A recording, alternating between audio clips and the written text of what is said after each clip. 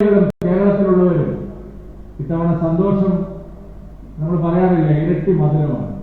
സാധാരണ ഇത്തരം മുഹൂർത്തങ്ങളെല്ലാം ഉണ്ടാകുമ്പോൾ കേരളം അതിനോട് മുഖം തിരിഞ്ഞു നിൽക്കുന്ന ഒരു നിലപാട് സ്വീകരിച്ച് നാം കണ്ടിട്ടുണ്ട്. എന്നാൽ ഇതാദ്യമായി നമ്മൾ മലയാളികൾ, കേരളം ഈ രാജ്യത്തിന്റെ പൊതുവായിട്ടുള്ള വികാരത്തോടൊപ്പം അയോധ്യയിലെ പ്രാണപ്രതിഷ്ഠാ ചടങ്ങുകൾക്ക് മറ്റേത് സംസ്ഥാനം പോലെ കേരളവും ഒറ്റക്കെട്ടായി മുന്നോട്ട് വന്നിരിക്കുന്നു എന്നുള്ള സന്തോഷകരമായ ഒരു കാഴ്ച നാം കണ്ടുകൊണ്ടിരിക്കുകയാണ്. അയോധ്യയിൽ കാർസേവ നടക്കുമ്പോഴും ശിലാപൂജകൾ നടക്കുമ്പോഴുമെല്ലാം വലിയൊരു വിഭാഗം ഹിന്ദു സമാജം അതിനെതിരായിട്ടുള്ള നിലപാടായിരുന്നു സ്വീകരിച്ചിരുന്നത്. കഠിനമായിട്ടുള്ള വെല്ലുവിളികളെ അതിജീവിച്ചുകൊണ്ടാണ് കേരളത്തിൽ അയോധ്യ പ്രസ്ഥാനം മുന്നോട്ട് പോയത്. ഭാഗ്യവശാൽ ഇന്ന് കേരളത്തിൽ അന്ന് എതിർത്തവരെല്ലാവരും ഒറ്റക്കെട്ടായി അയോധ്യയിലെ പ്രാണപ്രതിഷ്ഠയ്ക്ക് അനുകൂലമായി ചിന്തിക്കുന്നു എന്നുള്ള വളരെ വളരെ സന്തോഷകരമായിട്ടുള്ള ഒരു കാലത്താണ് നാം ജീവിക്കുന്നത്.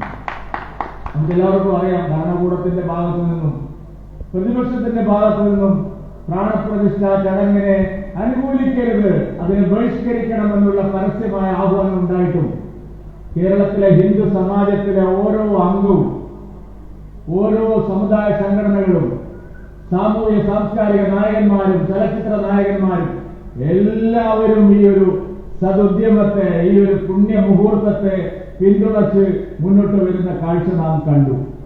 നമ്മുടെ സഹോദര മതങ്ങളായിട്ടുള്ള മുസ്ലിം ക്രിസ്ത്യൻ സമുദായങ്ങൾ പോലും ഇത്തവണ അയോധ്യയിലെ പ്രാണപ്രതിഷ്ഠയ്ക്ക് അകമഴിഞ്ഞ പിന്തുണയാണ് നൽകുന്നത് എന്നുള്ളതും എടുത്തു പറയേണ്ട ഒരു കാര്യമാണ്. ഇന്ന് നമുക്ക് അധികം സംസാരിക്കാനുള്ള ദിവസമല്ല, സന്തോഷിക്കാനുള്ള ദിവസമാണ്.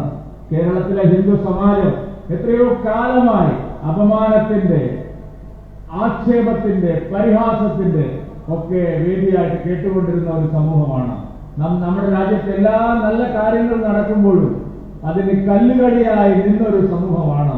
ഇന്ന് ഭാഗ്യവശാൽ ഈ കേരളം അതിന് ഒരു തിരിച്ചടി നൽകുന്നു എന്നുള്ളത് സൂചിപ്പിക്കാതിരിക്കാൻ സാധിക്കില്ല. നമുക്കറിയാം, കേരളത്തിൽ ശ്രീരാമനോടുള്ള ഭക്തി എത്രമാത്രം രൂഢമൂലമാണ്. ഇവിടുത്തെ ഓരോ വീട്ടിലും ഓരോ ഹൃദയത്തിലും ശ്രീരാമ ഭഗവാനോടുള്ള, ശ്രീരാമചന്ദ്രനോടുള്ള ഭക്തി എത്രമാത്രമാണെന്ന് ഇതിനെ എതിർക്കുന്നവർക്ക് അറിയില്ല. രാമായണം വായിക്കാത്ത ഏത് വീടാണ് മലയാളത്തിലുള്ളത്? കർക്കിടക മാസം മുഴുവൻ രാമായണമായ മാസമായി ആചരിക്കാത്ത ഏത് വീടാണ് നമ്മുടെ കേരളത്തിലുണ്ടായിരുന്നത്? ഇന്നും ഇന്നലെയുമല്ല, നൂറ്റാണ്ടുകൾക്ക് മുമ്പ് ഈ നാലമ്പല ദർശനം പോലുള്ള വളരെ മഹത്തായിട്ടുള്ള കാര്യങ്ങൾ കേരളത്തിൽ എത്രയോ വർഷങ്ങളായിട്ട് നടന്നുകൊണ്ടിരിക്കുന്നു.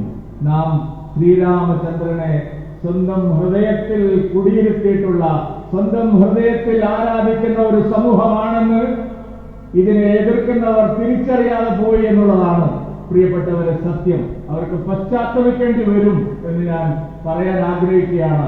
ശ്രീരാമചന്ദ്ര ഭഗവാന്റെ അയോധ്യയിലേക്കുള്ള തിരിച്ചു വരവിന്, ആ ഒരു ധന്യ മുഹൂർത്തത്തിന് അതിന് സഹകരിക്കാത്തതിന്റെ പേരിൽ ചരിത്രം അവർക്ക് മാറ്റി പറയേണ്ടി വരും, അവർക്ക് ദുഃഖിക്കേണ്ടി വരും, അവർക്ക് സമൂഹം തന്നെ അവർക്ക് തിരിച്ചടി നൽകുമെന്നുള്ള കാര്യത്തിൽ സംശയമില്ല.